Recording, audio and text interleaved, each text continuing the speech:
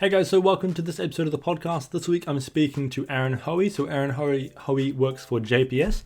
He's a fantastic educator and all-around sort of coach as well. So if you want to check out Aaron, there's some amazing links in the description to check him out on Instagram and also check out his coaching. He's, as you can see during the course of this podcast, he knows his shit. And that's primarily what I look for when I look for guests for this podcast. So go check out Aaron for one. So what we're going to be talking about today is primarily evidence and also how to program for hypertrophy within different contexts. So what I basically mean by that is, for instance, in the COVID sort of mess of a situation that we've got right now, how do we program for that? And then when stress changes, how do we program for that? What do different demographics need? There's a variety of different contexts in which we need to program for hypertrophy, and how do we program differently for them? So that's generally what we're looking at today. I hope you guys enjoy this episode, and thank you very much for listening. Hey guys, welcome to the Hypertrophy Hub podcast. So this week I'm back again talking to Aaron Hoey. So Aaron works at JPS. I hope you guys know what company JPS is. I've had a lot of people from their company on because I just think it's a fantastic company for a variety of reasons. And one of the things that I really like about JPS is they have a lot of people that work at the company that just know a fuck ton, but then the all the time. So what I'm trying to do is put more of them online and get more conversations out with them online. And one of the people that I've been talking to a lot offline and then online, and last time we talked as well, is Aaron. So with Aaron, a lot of what we're going to talk about today is sort of the fundamentals of hypertrophy and then applying hypertrophy to different situations. So the general programming principles, I think the one thing we sort of want to touch on today is sort of how much it changes in different populations and situations. So Aaron, I think it would be interesting to start off with this. In terms of programming for hypertrophy, do you think in general the evidence-based scene may potentially be overcomplicating things for sort of lower level populations? Do you think it's making it seem more difficult than it needs to be, or do you think that's mainly an issue? Do you think we are getting better at portraying information, or do you think we're generally putting out things that's just a bit too complicated for a large majority of people?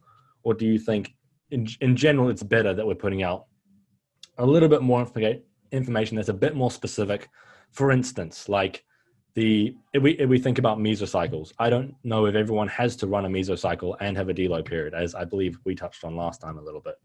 I think I'm unsure whether we're overcomplicating it a bit too much for the general public, but I would love to get your thoughts on that general topic. Thanks, James. Glad to be on here. So in regards to if I think we are overcomplicating certain aspects of program design, so a lot of the research, it's a lot of the fundamental tenets which we've got from the research are relatively well established. And now what the research seems to be doing is they're trying to discern all the minutiae, and for majority of the population who are in gyms with us, they probably don't need so much the minutiae, and they just need some absolute basics executed to a high degree. That being said, if you are a coach who deals with more advanced athletes, more advanced clientele in general, then that minutiae is probably very beneficial to you and is going to assist in being able to get, it's going to assist in you being able to work out what your client's limiting factors are and how to address those limiting factors to ensure progression in future training cycles. So a lot of that comes, like, whether or not it's too complicated, it's going to just come down more so to who you are as a coach and your clientele in general, and being able to have a filter to discern whether or not the information which you are currently ingesting is actually beneficial to both you and your practice. Yeah, and I think, like, for instance, I live relatively sort of in an echo, so a little bit of an echo chamber. Like I main people who I get to have these conversations with, they're very high level, they understand these things at a high level. And then my clients, they all seem to know quite a lot about hypertrophy themselves. So it's like I'm in quite a privileged position where I've never seen populations outside of like the evidence-based sort of, and air quotes, that sort of scene. I've never seen people who know absolutely nothing about what they're talking about. And the only time I do get that is when I get people in the gym and we have a chat, and then I realize they'll say something that just indicates to me how little they'll know about hypertrophy. So it's very sort of varied along the spectrum of how much people know. And I think, as you said, it's like we need to figure out what's the individual's limitations. And I guess that's up to the coach to figure out what is minutia for this person, how much more complicated do we want to make it. And then I guess a lot of it, and I think this will probably come up a few times in this conversation, is the sort of logistics of it as well. Like, how long do they want to be training? How much thought do they want to put into their training at this current point? And I think those are all really important aspects to take into account. But I think one of the things that'll be interesting as well is sort of when you think about the main programming sort of must-haves, or like the things that are primarily non-negotiable, what would sort of be the standout sort of things for you? Well, number one would actually mostly be enjoyment for the majority of people. Like, if you don't enjoy your training, that's going to make it very difficult to do. That being said, like, yeah, a lot of athletes are going to not find heavy barbell squats or heavy deadlifts and stuff necessarily enjoyable, but in those populations, it is more so necessary. In more of your beginner populations, and enjoyment and progression would be the two most important things, in my opinion. Yeah. And then in terms of like the specifics of like what the research has shown us of how we actually structure a program, Yep. Is there kind of like parameters or guidelines of things that here's kind of normal, or maybe normal's the wrong word, or relatively close to what we perceive to be optimal in sort of the big rocks, and then how far does that range go for all these different things, and what is sort of like, okay, that's generally, we know that's probably not optimal, and then then more to the side of what is more likely to be optimal if we're just thinking about quite sort of beginner populations at this point. Sure. So first thing, we'd go through specificity. So the said principles, specific adaptations to impose demands. So you have to look at what the actual goal of the individual is, and then you have to look at whether the training protocol which you have in place is specific to that goal. So if you want to lift for hypertrophy, which most of us do, most of my clients do want to grow some muscle, get bigger, we have to ensure that the plan itself is actually conducive to achieving an increase in muscle cellular size. So a couple of variables which I would definitely look at are frequency. So because the majority of my population are definitely not super advanced bodybuilders or anything of the sort, we're probably looking at frequency, and frequency can be regarded as the amount of times executing either a lift or the amount of times training a muscle group. And we want to be doing a frequency of at least 2 times per week on the majority of either movement or muscle groups. So I'd say 2 times per week minimum. Potentially an increased amount of frequency as a beginner, because that will allow you to practice that movement pattern more. And if you have less volume per session, that means that you're going to be fresher every time that you do a workout, and you're going to be able to put more stock into that movement pattern rather than potentially getting more like quote unquote dump volume at the end of your session.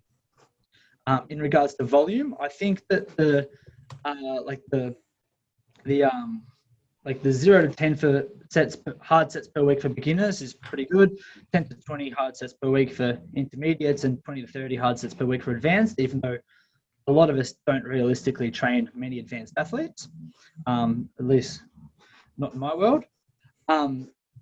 So with the 0 to 10 sets per week, I think a lot of coaches misunderstand that, because those 0 to 10 sets per week, we have to remember that there's an intensity threshold which has to be breached before we actually quantify a set as being a hard working set. If the set does not fall within a close proximity to failure, so isn't within 5 to 6 reps to failure, it is not classified as a hard working set. And for something like a beginner, we want to ensure that we've got movement competency. And to ensure we've got movement competency, we need to be training away from failure with lower relative intensities. So sometimes, like, a beginner coach might go, oh yeah, I've got a beginner client, 0 to 10 sets a week, and end up giving them just not enough work, because all of the work which you're doing is at a lower intensity, and therefore you're actually not getting enough work in. So understanding like the difference between volume landmarks in regards to like hard working sets versus volume is in just total work, and knowing that not every set, especially for beginner, has to be ball breaking and like conducive to like large amounts of muscle growth is relatively important. Like again, specificity. If the goal for a beginner is movement competency, we're probably not looking at pushing relative intensity too high.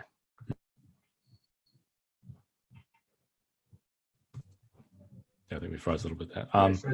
Yeah, I completely agree. I think it would be nice if people understood those principles, because I think they're probably like the most important things. But then I guess, like in your experience, like I have almost no experience training people to actually like, okay, here's how you squat, here's how you do this.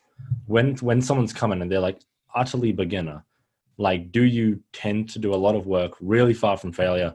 Because I've seen the approaches of sort of they'll be an in-person PT and they'll be like, okay, first 5 sessions, we're never doing anything close to failure. It's just like with a barbell, no weight on the bar. Like, do you think that's a reasonable approach, or do you think that's kind of generally missing the point? Or do you feel like that kills the idea of actually having a hard session for the client? Or so I think that it's important to know that not like every exercise is going to have different risks associated with it, depending on how much relative intensity you use. So if you've got someone who's never stepped in a gym before and you're planning to load them up to a high relative intensity with a barbell RDL, a bent over row, a barbell squat, it's like, I would not like to be you, because you're probably going to be one of those PTs that get sued a lot.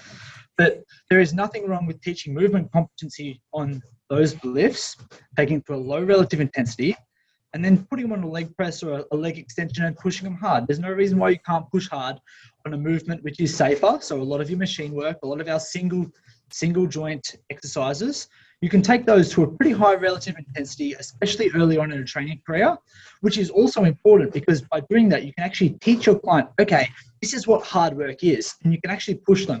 And then later on in their lifting career, when it's like, okay, it's time to start lifting some heavy dumbbells and some heavy barbells, they understand what hard work is, and they understand how to lift to a high RPE and actually push through that uncomfortable sensations, which happens when we start to work up to close to failure.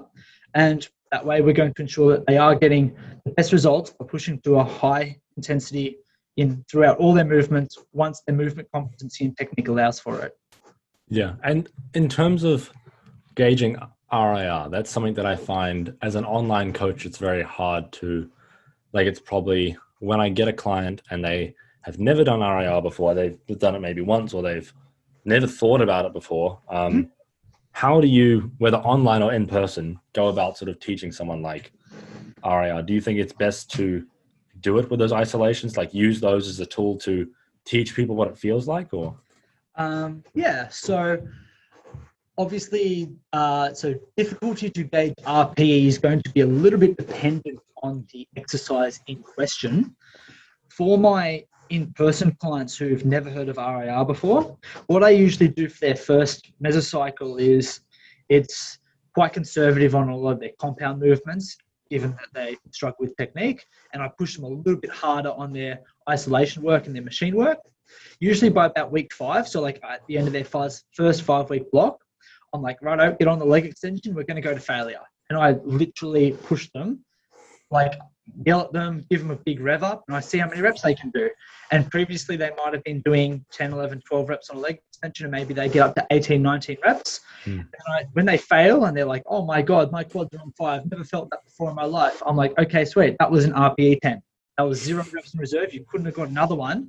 Now, if we work back, do you remember how you felt 3 reps ago? And they're like, yeah, like it hurt. I'm like, yep, that's an RPE 7. So that helps teach them that RPE 7 isn't 7 out of 10 training hard. It's 3 reps left in the tank. So that's the primary method which I use with my beginner clients. As they become like slowly more competent with their lifts, we start discussing, like, I'll watch them do a set of bench press, and then they might do 6 reps. They rack it. I look at them and I say, what RPE? And they might say 7. I say, yeah, I would have thought it was a 7, 7.5. Like, good call. sometimes they might be like struggling on the way up, and then they rack and they're like, oh, that was a 6. I'm like, bro, that was like a 9. And they're like, oh, really? I'm like, yeah, like you were literally struggling. Like you maybe could have got one more rep at best. So, and then over time with face-to-face, you can anchor their perception of a certain like bar speed or a certain feeling to an RPE. And that way, if they're not with you in person, like let's say their client starts with me 3 days a week and they eventually got down to 1 day a week, and I write down in their program, yeah, righto, man, we're going to go RPE 9 on leg extensions. They're like, right, Aaron wants me to hurt here. Like they understand how hard to push, because realistically, what is RPE? RPE is a way to anchor intensity so that we can communicate that from the coach to the client. It's like all we're looking for is, I know approximately how hard I want the client to work in a given exercise in a given session, and I've given a numerical value to that factor. And so providing the client can understand what I've written and understand how hard to push themselves in regards to proximity to failure on that exercise, we're all good.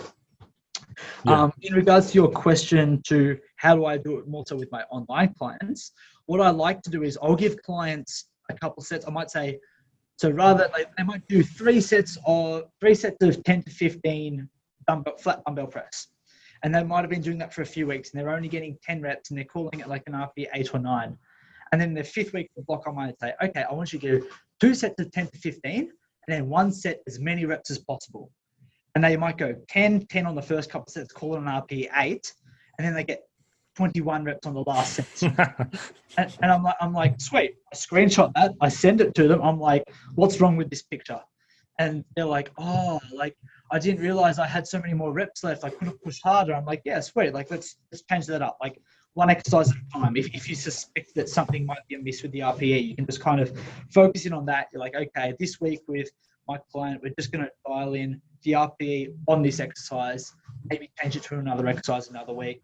This all becomes a lot easier as well if you've got video footage, if you've got online clients who like sending in video footage, because that way like you can literally like highlight like when bar speed starts to slow down, when technique starts to break, and you can teach them when and when not to like push and stuff like that. Yeah. Do you find like it's genuinely, it changes with clients on like some clients, for instance, when I started the gym, I would literally go to failure on fucking everything. Yep. And it's like, but then you'll get like my mum who she'd be like, oh, I've done 10. She could have done 50. Like, but she was like, okay, that's me. I'm good. You know, like there's a massive discrepancy there. Like, do you find that's something that you kind of have to approach that differently, I would say, with different clients? You kind of have to recognize what kind of person they are in that regard? Yeah. So when trying to like change client behavior in that aspect, I'm always trying to appeal to my clients' current levels of knowledge, their values and their beliefs. So if let's say like you might have a client and they're like your mum, like she could do 50 reps, but she's only doing 10. And then you ask her like, oh, like, why are you doing 10? She's like, I don't want to get bulky. I don't want to do more. Otherwise I'll get bulky. It's like, oh, sweet. You believe that if you push hard in the gym, you're going to get bulky. But if you do really high reps, you're going to tone. So it's like, if you kind of educate them in that aspect, you can appeal to them a lot more and you can usually persuade them to do what's in both of your best interests.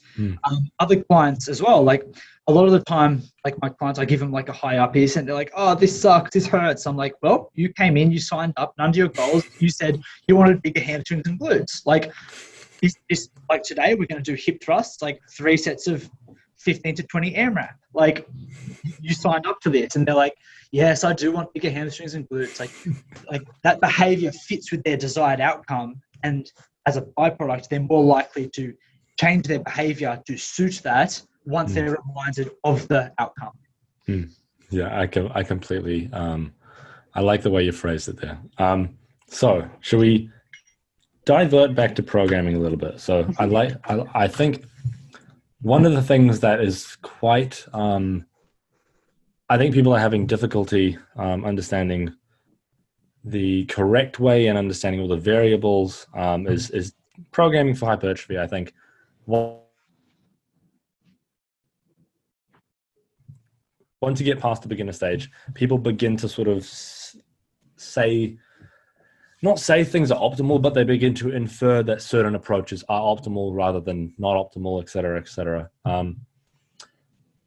When you think about programming for advanced or sort of people who are willing to take it to as close to optimal as possible, Yep. do you feel as though there are certain parameters within which, and this might be quite this would include like how you structure a microcycle, mesocycle, and then macrocycle, like quite long term in sense of optimality. Do you feel as though there's certain things that we can rightfully say are definitely pretty likely optimal?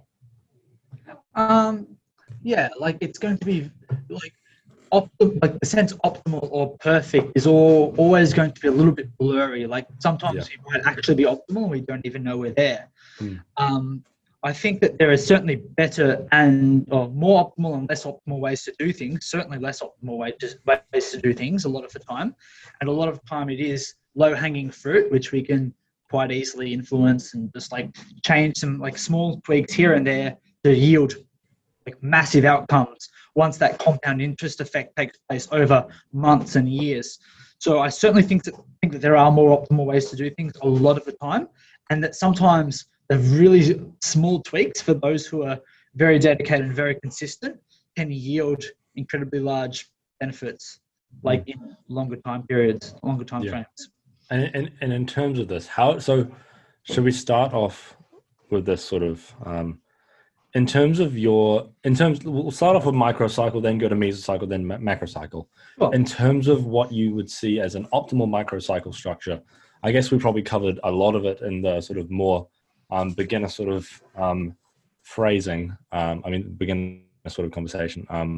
It's like we have generally good range of frequency of what is relatively optimal, and then a generally good range of volume depending on person's training age largely, and then intensity. Is there anything else you think fits into a microcycle that can make it closer or further from optimal? Although I guess it's important to note that there is no perfect microcycle, obviously. Yeah. So I think that, and this touches on what I said before. It's like a lot of the times during a microcycle, it's like we could be incredibly close to optimal and not even know we're there. And we only really understand how optimal or non-optimal that approach is in hindsight. So we talked about like frequency, volume, intensity. Once we've kind of taken care of those big rocks, what else is important in regards to a microcycle? And I think as you become more advanced, more things become important. So we'd have to look at all of the variables. So after volume, frequency, intensity, we've also got exercise selection, exercise order, tempo, and rest. And if you are looking to eke out every single bit of muscle hypertrophy, all of those factors have to be taken into consideration when designing individual workouts and the microcycle itself. So exercise order is going to depend on the individual in question, what areas predominantly you're looking to hypertrophy, orthopedic profile, level of competence with the desired exercises. Exercise order, of course, is going to also play into that. Level of fatigue during, like, from a day-to-day perspective.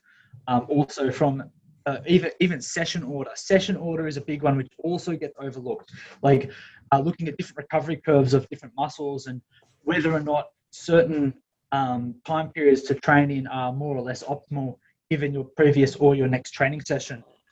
On top of that, like tempo and rest, although probably the least important of the variables, still cannot be deemed to be irrelevant when working with more advanced lifters who are looking to optimize the entire approach.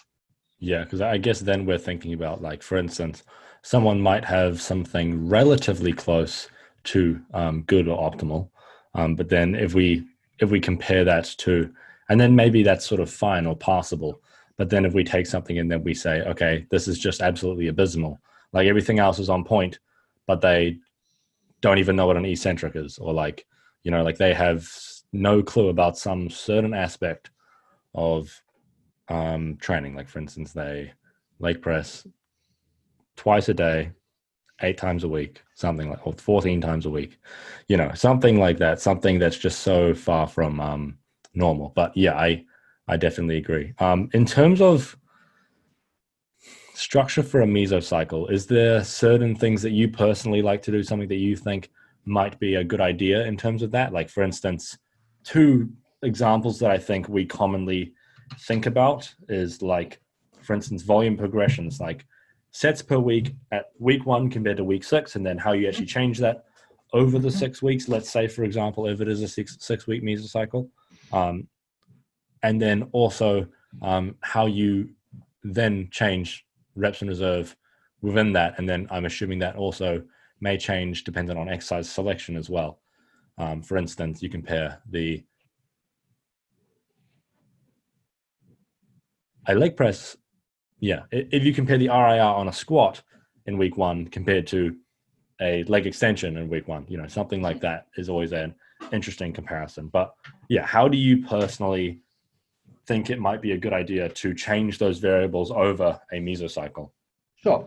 So one thing which I will assess as with my more advanced guys, or even in a theoretical situation like a more advanced athlete, is first thing I would look at their neurobiological backdrop, which refers to like how consistent a lot of their lifestyle factors are. If we are dealing with a really, really steady neurobiological backdrop that's not undulating, then we can be more confident in our assertions moving forward with a program in regards to volume and intensity. Like, if I've got clients, like you got clients who are just complete robots, that in week 4, like they're just going to be ticking every box. You can say with greater certainty what you are going to be, or where you want to take the program in week 4 or 5, compared to a client who's potentially got up and down fatigue levels, potentially has up and down performance levels on different days, and the data which you collect from that individual is harder to read due to those undulations in their day-to-day life.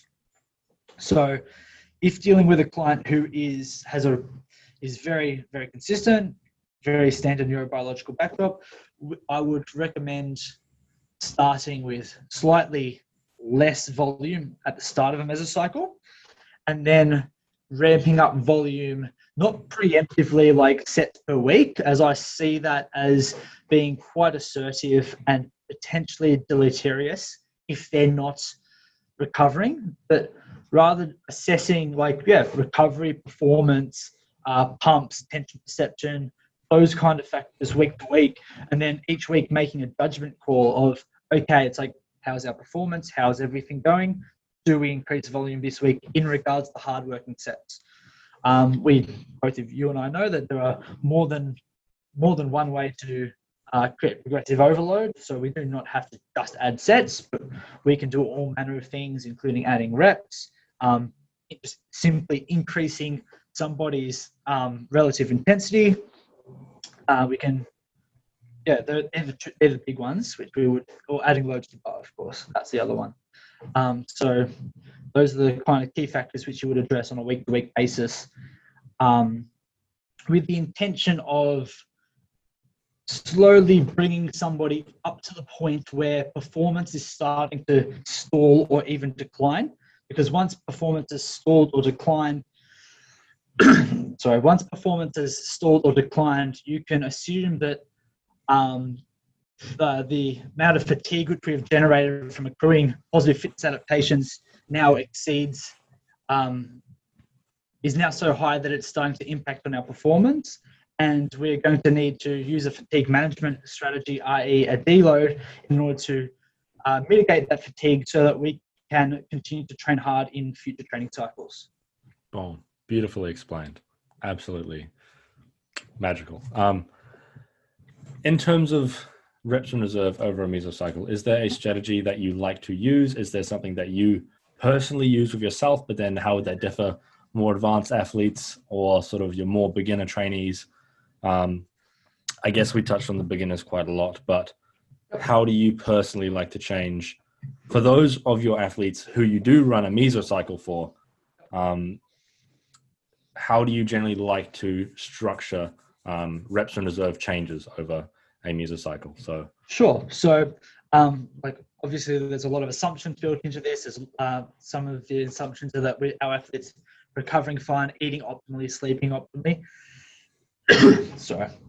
So all things considered, I would like to start off the mesocycle around 6 to 7 RPE, sometimes 8-ish RPE, maybe on like some arm movement, like some single joint isolations or some core exercises, things like that, things which aren't going to cause too much fatigue, and then slowly ramp the relative intensity up across the course of the mesocycle, and eventually have, providing their technique can tolerate it, finish with about 0 to 1 reps in reserve on the majority of movements. Sometimes I might string together a few blocks where I have their first, like I might have 2 6-week blocks where I have the first mesocycle only taken to about like 9 RPE, and then the second mesocycle taken to absolute like 10 RPE absolute failure, especially if I'm including new movements in the rotation, as I prefer not to take them to, especially compound movements, I prefer not to take them to failure too quickly, just due to it takes a little bit of time for an athlete to become more competent in the movement. Like if you're training a new compound, it probably takes longer than 5 weeks to really like find your groove with that. And if you're pushing through really high intensities, the trade-off which is going to be increased fatigue and also increased risk of injury. And I prefer to leave a rep in the tank on your bigger, higher risk compounds and then work up to closer to absolute failure in maybe future mesocycles once a movement pattern has been really well established. Yeah. In regards to single joint isolations, in regards to single joint isolations, which aren't as fatiguing in general, especially ones where the athlete reports a really high mind-muscle connection with, I'd like to take those to failure at the end of majority of mesocycles if recovery allows for it. Yeah, I really like that approach. I use a very, very similar approach myself. Like for instance, obviously I'm someone who absolutely loves a leg press. When I come over for UEBC, your guys' leg press is absolutely done for. And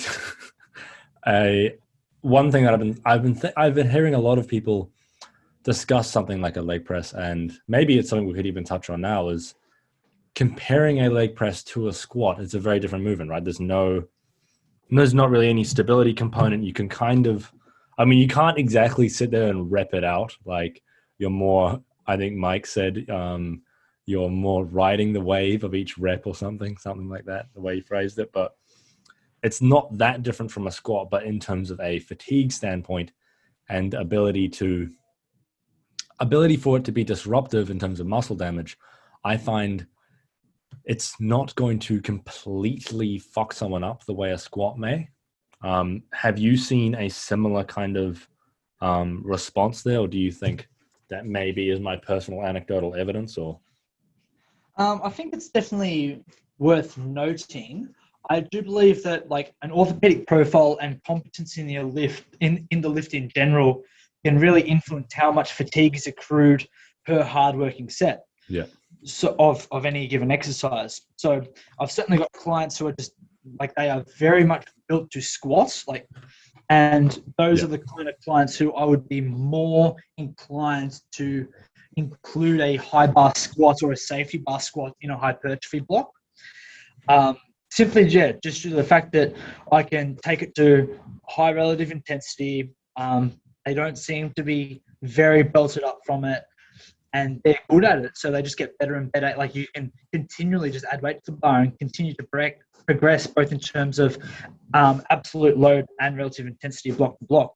And I think that's important, like having exercises in your program which you are able to overload consistently on.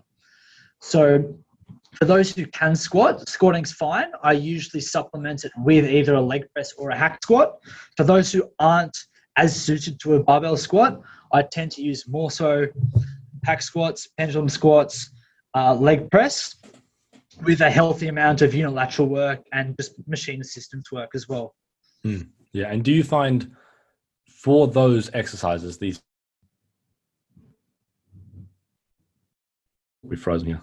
For the people who are generally not built that well to squat, do you mess with RIR at all on those movements, or do you find you'll treat it the exact same as a squat in terms of RIR over the mesocycle? So you're asking on individuals who aren't necessarily built to squat, do I increase their relative intensity on non-squat movements when trying to hypertrophy legs? Yeah. So like if you're using a leg press instead of a squat or a hack squat or a pendulum squat, would there be potential that you might, I guess, decrease RIR or increase RPE? As for those people listening, those scales are interchangeable. I did a good episode with Colby Sousa explaining those scales in depth if you'd like to listen to that. But yeah, when thinking about RIR and leg press versus squats, do you find for individuals who are not built to squat, would you start them at, say if they were the kind of person where you're starting the big compounds on the 3 to 4 RIR or something around there, maybe a 3, would you make it lower on a leg press given the nature of the movement? Just the I guess you've taken out the stability component primarily, or? You do take away the stability component, but also because it's a large muscle group, you do tend to have slightly, you do tend to hold a lot more fatigue, and it's got a slightly longer recovery curve compared to smaller muscle groups. So that has to be taken into consideration. Therefore, majority of the time, even if you're not quote unquote built to squat and you are using a large compound movement such as a hack squat or a leg press with a lot more stability built into the machine, I would still start at around 6 to 7 RIR and also 6, 7 RPE and progress it to up to about a 9 or a 10 at the end of most mesocycles. I just may not take it to a 10 depending on previous injury history. Like if someone does have previous injury history, like patella tendon issues or hip issues, and they do get discomfort when pushing to high RPEs, that has to be taken into consideration. Like maybe just leaving it at 9 RPE and then adding an extra set to their leg extensions and pushing their leg extensions a little bit more is going to be a more optimal approach to ensure longevity. Because at the end of the day, you can't make gains if you're sitting in the physio office getting some treatment. So I would prefer to always take into account if I'm going to overload this exercise or this movement, at what cost? What am I potentially going to get beneficial out of that extra rep? What am I going to potentially risk? Yes, for every gimme, there is a gotcha. I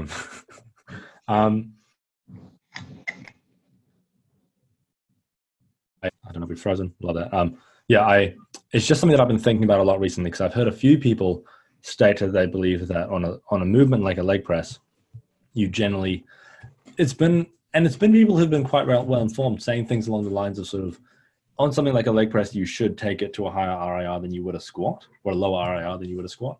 And I can sometimes see their argument for that, but I think the argument more commonly is along the lines of can someone actually gauge RIR on a leg press? That's, I find, potentially the more difficult things. Even someone as myself, I have spent more time in a leg press than anyone else on the planet, and I still have difficulty gauging RIR on a leg press. But I am still, still thinking about that and obvious that problem. And I guess it's very, as you said, there's so many variables that go into it.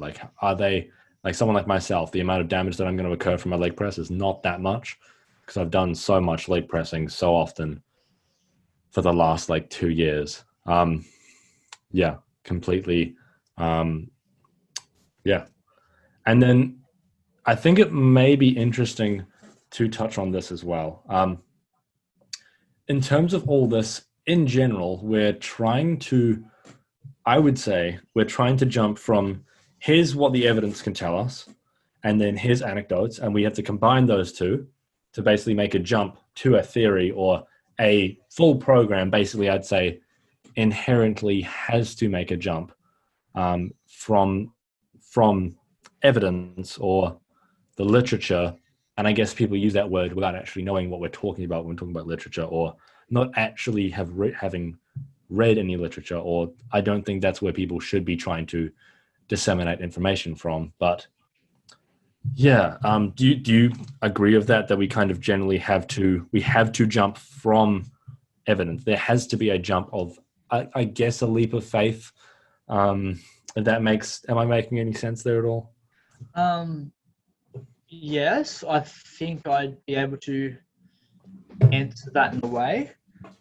So I think that what we have to understand, that when we talk about like the scientific literature, like that is very controlled, like that is controlled science. It's like we are looking for cause and effect by keeping variables really consistent. What we try to do in the actual world as coaches is more of an applied science. And as coaches, we have to be able to apply multiple layers of theory, each with potentially greater or lesser value to a given situation based on the given context.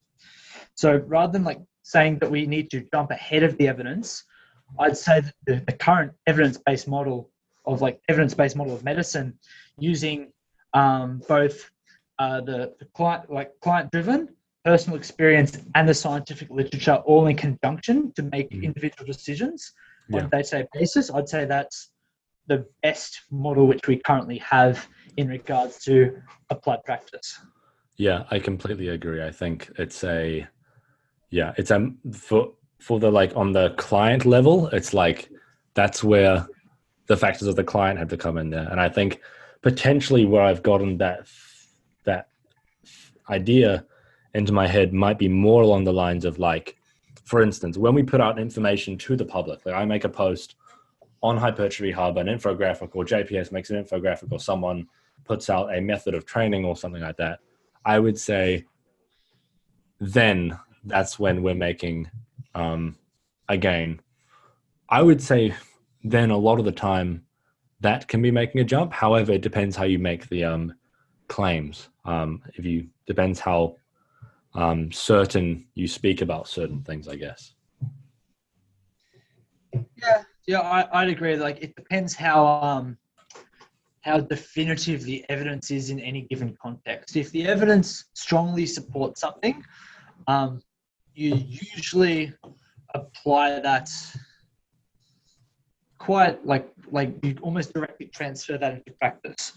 If the evidence itself is never going to be perfect because you cannot control for all the variables in the study, or when you apply it to the real world, you can't control all the variables in the real world, that's when you have to kind of use that like multiple layers of analysis to determine how beneficial is this evidence to the given context.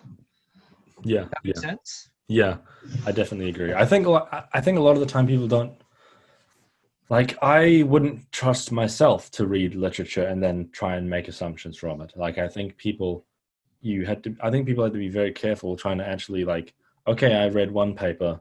Like, when I'm reading a paper, the main thing I'll take is the discussion, and then from there, or like, yeah, I usually just take the discussion, introduction, abstract, etc., like, and take the information from that, because then it's like, it's usually they're making statements like, you know, this is what we generally think from the previous literature, and then they say, we think the study told us this, but, and then they'll give some caveats, hopefully. But then also keeping in mind, it's like you have to then think about biases of the researchers, et cetera, and yeah, I don't know. I think we need to be careful about placing too much. Not too much. Definitely, we do need to be careful about placing too much emphasis on one study, but also I'm more mean along. Be careful to think that they have the ability to read literature, maybe, if that makes sense. Like, I think people can trick themselves into thinking that they have the ability to understand literature to the degree that they need to, potentially. Yeah, I've had this conversation with clients before. We were talking about how people seem to forget that being a scientist is an actual profession, and it's a skill which is practiced over the course of years to actually become good at that skill and to be able to read scientific literature with a high degree of competency, and to be able to discern conclusions from your observations and from the work which you have read. Like, to draw a parallel, it's like a lot of it, like no one else would expect you to be able to like pick up a hammer and then just go on job site and start building a house. It's much the same. It's like if you've never really dipped your toe into the world of science, you don't understand the scientific method, and even like the actual, if you're not relatively well across broader the broader literature on a given topic, then your likelihood of being able to pinpoint the truth in such a short amount of time is incredibly low. Yeah, I definitely agree. Like, for instance, for myself and diabetes, I have been very, very fascinated by that in the last like 6 months. And my strategy was kind of like, okay, I'm going to read a bunch of literature, but then take a lot of it with a grain of salt, and then try and it's not just whole of diabetes. It's like diabetes and nutrition, the nutritional impact of diabetes, and then hypertrophy training and diabetes. For instance, like macronutrient layout and what impact that actually has on rates of diabetes, right? And then what I've done from there is then I've then taken those ideas that I've sort of questions. And then, I mean, not everyone is in the privileged position that I'm in, but like I basically had researchers on, ask them questions about it. It's yeah, I guess maybe when reading it, it's important to like have some way to then think, okay, who actually does understand all this literature and who is sort of on the cutting edge of science? How can I either speak with them directly or consume what they put out or something like that? Yeah. And then one more thing I thought could be interesting to touch on is it may be interesting for us to anecdotally talk about what we're currently doing, what you've done in the past for your bulk, and then combining that with your programming as well. We touched a little bit on sort of rate of gain, etc., off air, but I think it'd be maybe best to leave that out of it for now. Like rate of gain, I think we both, I don't know, we've frozen up with that. We're both talking around like sort of around a kilo a month for us currently, but it's so dependent. I don't think it's really useful to put out, like, I don't think that conversation would be as useful in the framework of the rest of this conversation. But in terms of the programming you're doing for your bulk now, is there anything that you found you've been doing? And then, like, for instance, that concept you were talking about before, I think was the neurobiological Backdrop. Yep. Yeah. Is there anything you found there that you've had to change or adapt, or do you find as life has changed or got more structured, less structured, et cetera, et cetera? Sure.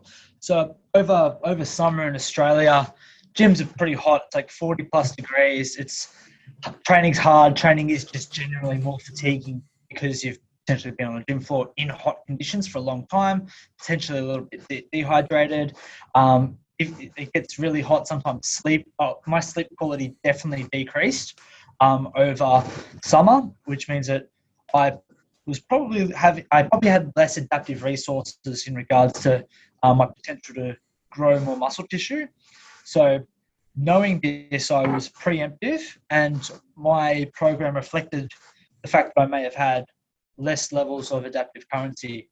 So I moved from 5 days down to 4 days, and I moved my lower body training from 2 days a week to 1.5 times a week.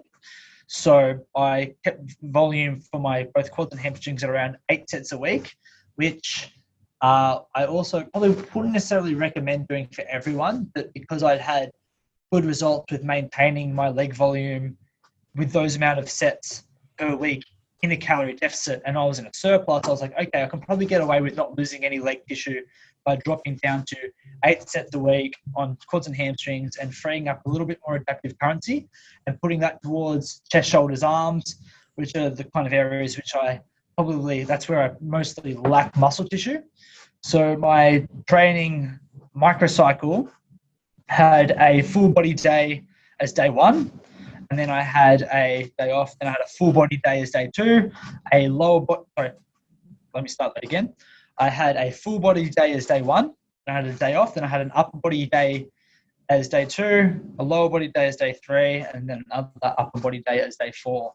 There was a little bit more bias towards certain muscle groups or movement patterns on those individual upper body days, just so that I was looking to try to optimize a few recovery curves and just bias a little bit more volume towards the target areas, manipulate my exercise selection to kind of bias towards like upper chest and shoulders, the kind of areas which I was really looking to bring up, making sure I was doing those exercises at the start of a session. And yeah, just like those 4 days a week, knocking off the extra day, knocking off some potentially disruptive and fatigue generating exercises on the legs, saw me being able to continue to gain and continue to more importantly recover, so that I could get a good outcome out of a suboptimal situation. So moving forward, I plan to, as everything start, like my neurobiological backdrop's going to start to stabilize, sleep's going to start to improve, client schedule's going to start becoming a lot more streamlined, temperature's going to be more consistent, my entire lifestyle's going to be a little bit more consistent, which means I can put a little bit more into my training, probably move back into 5 days a week, probably like an upper, lower, upper, lower, upper. And yeah, just continue to try to gain the muscle tissue where I need it, so that when I do get back onto stage, I'm not looking like a skinny little boy.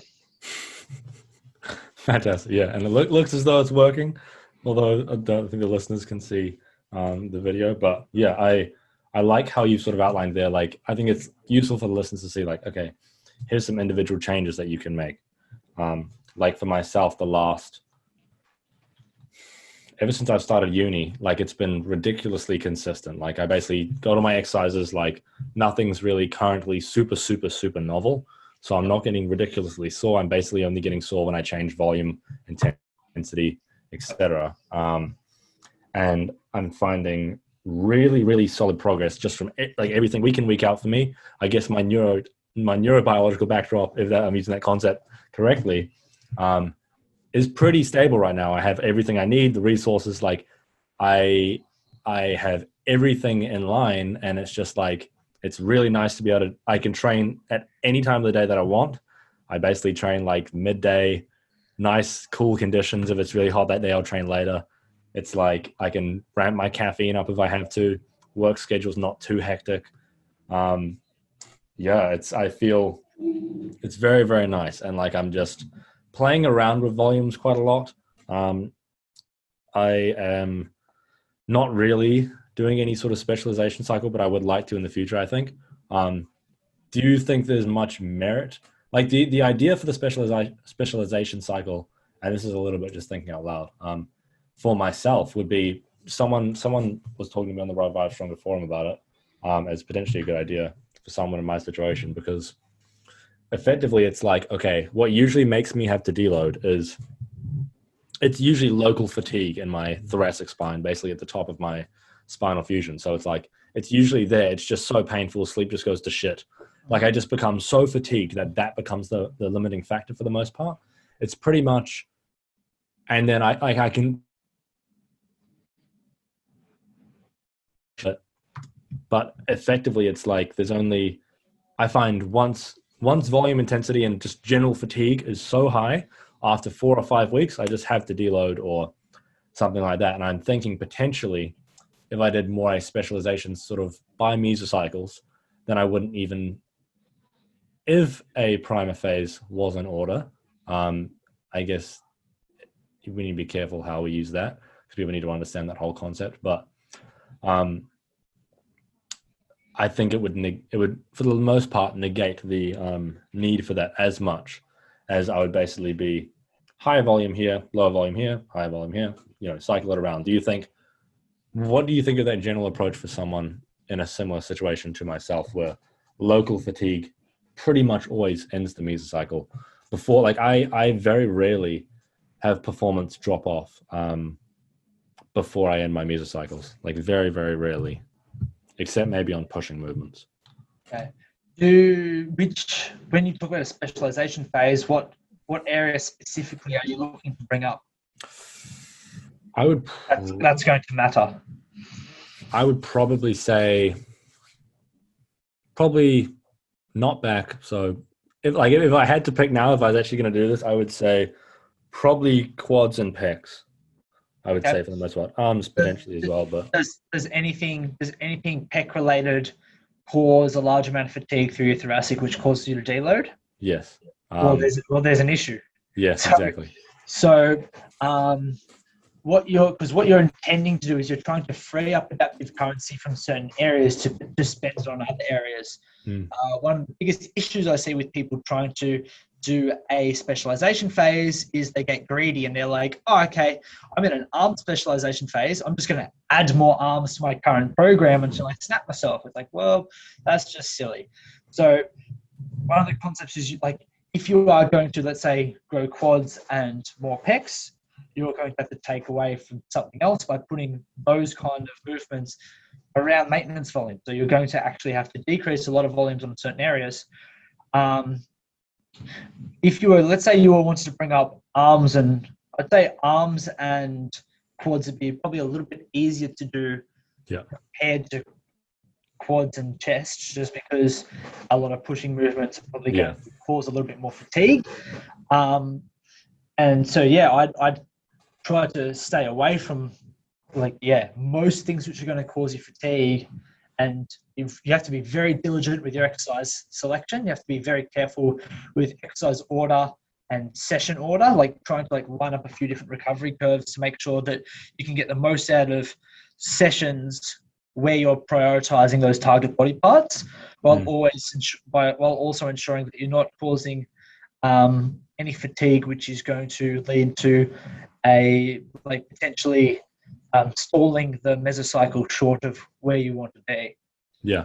I'd say maybe experiment no doubt you've already experimented, but if you are going to do a potential specialization phase, I'd recommend not getting greedy and just try and predict a couple of what muscle group on your body do you think would benefit most from a specialization phase, while also you having the highest confidence that you'd be able to complete the specialization phase and run the most risk-adverse specialization phase possible first to kind of get a hang of it.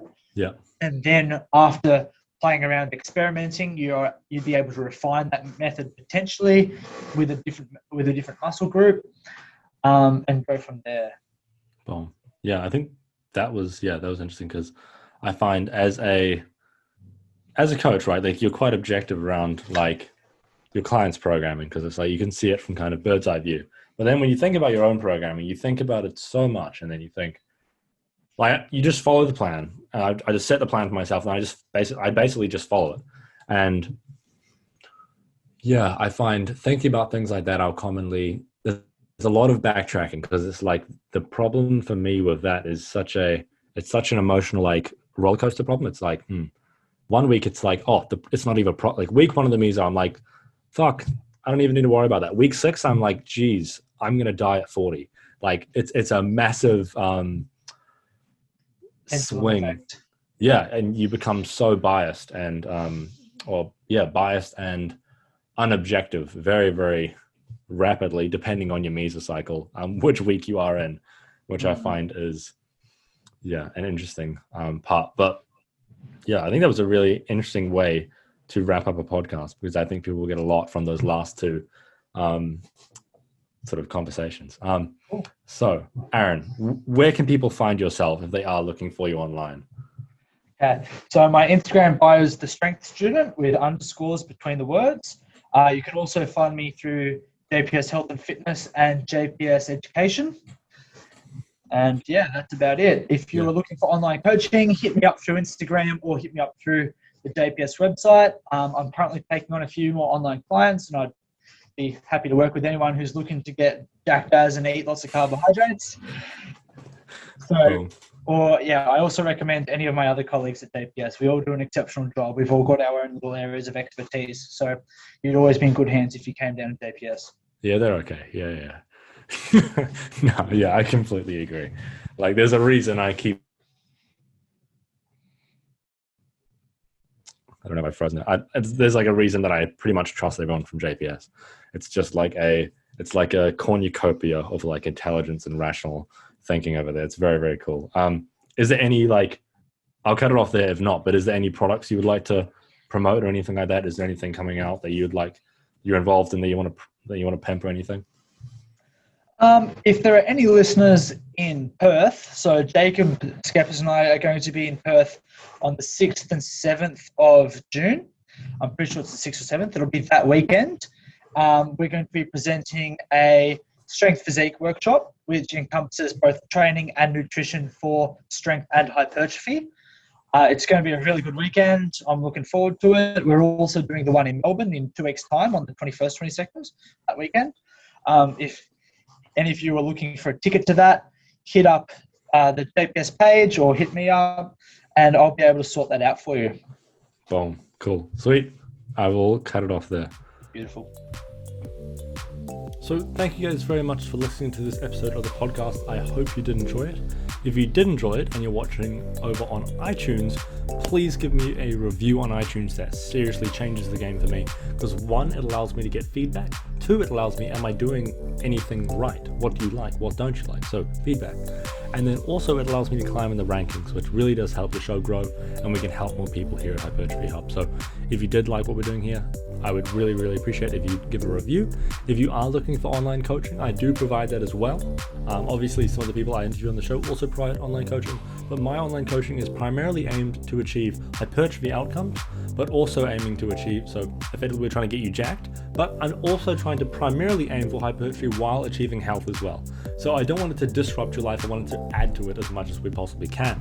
And basically the way we do that is we like to focus on the things that actually make a difference, because a lot of stuff when it comes to hypertrophy really doesn't do anything for anyone. And that's something that I'm trying to focus on here. So with my coaching, what I'm trying to do is I'm trying to help people optimize what they're doing. Obviously we can never find true optimal, but we can get pretty damn close, and we can definitely get away from suboptimal techniques and practices. So if you would be interested in that, you can head to the link in my Instagram bio, or you can click the link in the show notes or the description of this video. So I hope you guys enjoyed this podcast, and thank you very much for watching.